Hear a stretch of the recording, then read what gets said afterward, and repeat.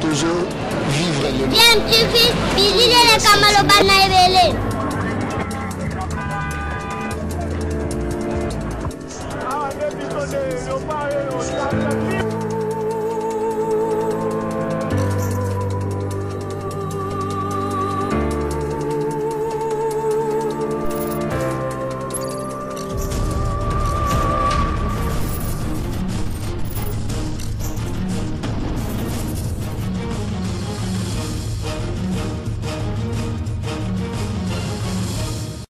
Tu veux toujours un enfant.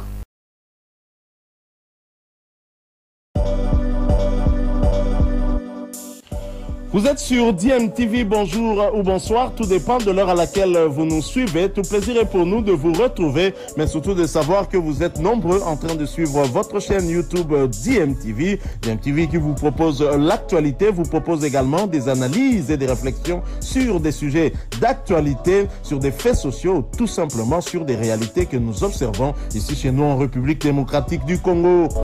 Gaza a mis cette économie depuis un mois, mais depuis un mois, tout est bougé. Tout est bougé.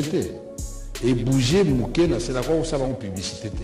Puisque au plan officiel, c'est comme 22,5. Dans le marché d'échange, où il y a le bande, c'est comme 23 points quelque chose. Alors que c'est Folaki, 24.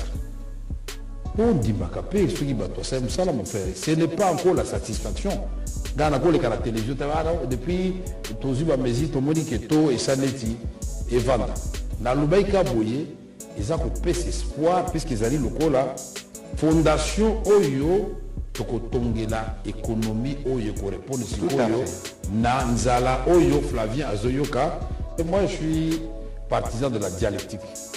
Ngala sepe la critiquer ngai na correspondre à l'actualité, na correspondre de la action. Tika bango ba marché, tika bango ba marché contre vie chère, mais babo ça qu'on marché pour la mémoire.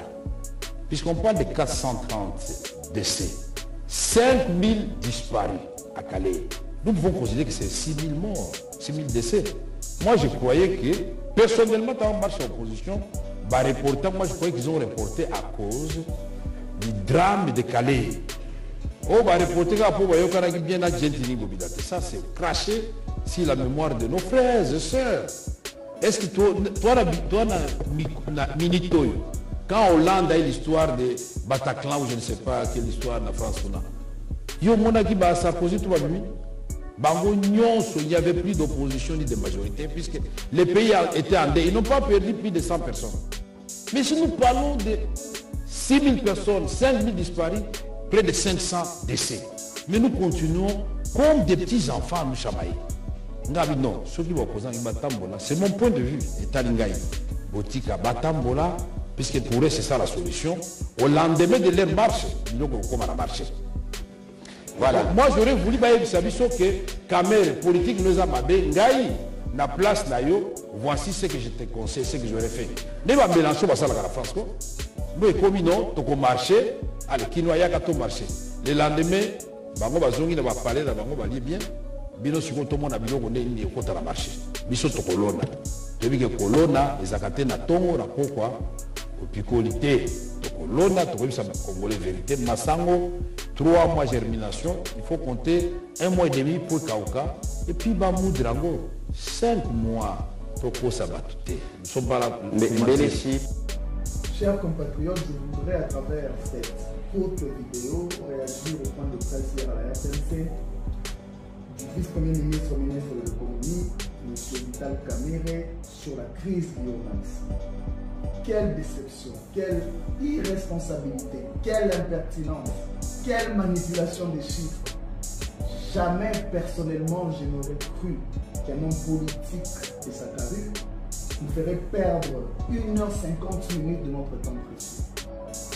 Je réagis aussi parce que ce point de presse est en réalité un rappel, une interpellation pour nous Congolais que l'Union sacrée est tout sauf le bon côté de l'histoire. Nous sommes en 2023, mesdames et messieurs, dans un pays qui a 80 millions d'hectares, l'une des plus grandes réserves de l'eau dans le monde, plus de 40 millions de jeunes en âge de travailler. Plus de 40 millions. Le plus important, nous sommes après 63 ans de notre indépendance et 4 ans et 5 mois de leur accession au pouvoir. Comment expliquer qu'un vice-premier ministre, dirigeant du pays, incapable de s'assumer, choisisse d'associer le problème de la faim, qui est considéré dans le monde entier comme un crime? Comment est-il arrivé, deuxième point, à associer le problème de la culture de maïs, qui est l'une des cultures les plus faciles parmi les cultures de céréales?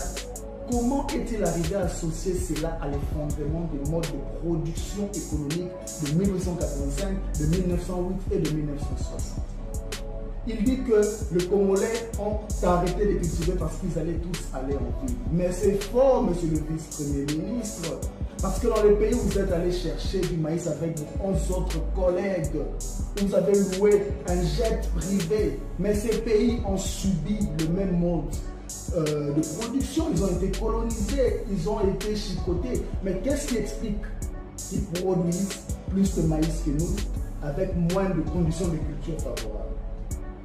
Il a continué son point de presse avec une affirmation très hasardeuse sur la quantité de production actuelle de maïs dans l'espace Grand Katanga et Grand Kassai, toujours dans le but de faire croire à l'opinion nationale qu'ils ne sont responsables de rien. Il dit ceci: sur 1 million de tonnes nécessaires pour les populations du Grand Katanga et du Grand Kassai, ces provinces combinées ne produisent que 250 000 tonnes, soit 25%. Eh bien, messieurs et mesdames, on ne vous laissera pas à quelques mois des élections utiliser la chaîne nationale pour raconter vos vies. Les chiffres avancés sont faux et archi-faux.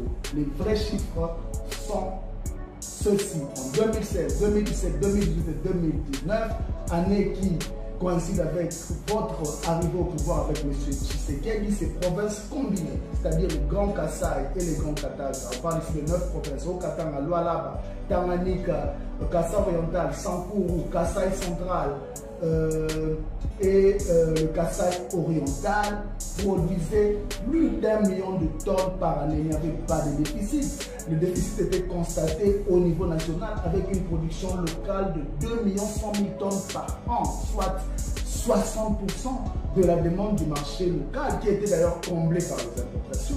Tout ceci pour dire à tout le monde que la crise que nous sommes en train de vivre n'a rien à voir avec ce que raconte M. le VPM avec beaucoup de style. C'est une question de négligence, d'insuffisance, c'est un échec qui a commencé en 2019 avec l'arrivée au pouvoir de M. Kamere et de son candidat de Nairobi, M. Tshisekedi, qui du reste sera encore son candidat en 2023. J'ai aussi un message pour M. Patrick Mouya, ministre de la Communication et des Médias. La réélevabilité ne veut pas dire inventer des scénarios pour endormir le peuple à travers les ondes de la chaîne nationale. Ce n'est pas du théâtre, cher ministre. Comment osez-vous comparer la demande de l'audit du fichier électoral avec l'organisation de l'armée? N'avez-vous toujours pas compris que le plus grand ennemi du processus électoral, c'est la méfiance? On ne vous fait pas confiance, on ne fait pas confiance à cette CENI. Et c'est pour établir cette confiance-là, il faut contrôler les sous-vêtements des organisateurs de la CENI. Nous le faisons. Voilà, merci beaucoup.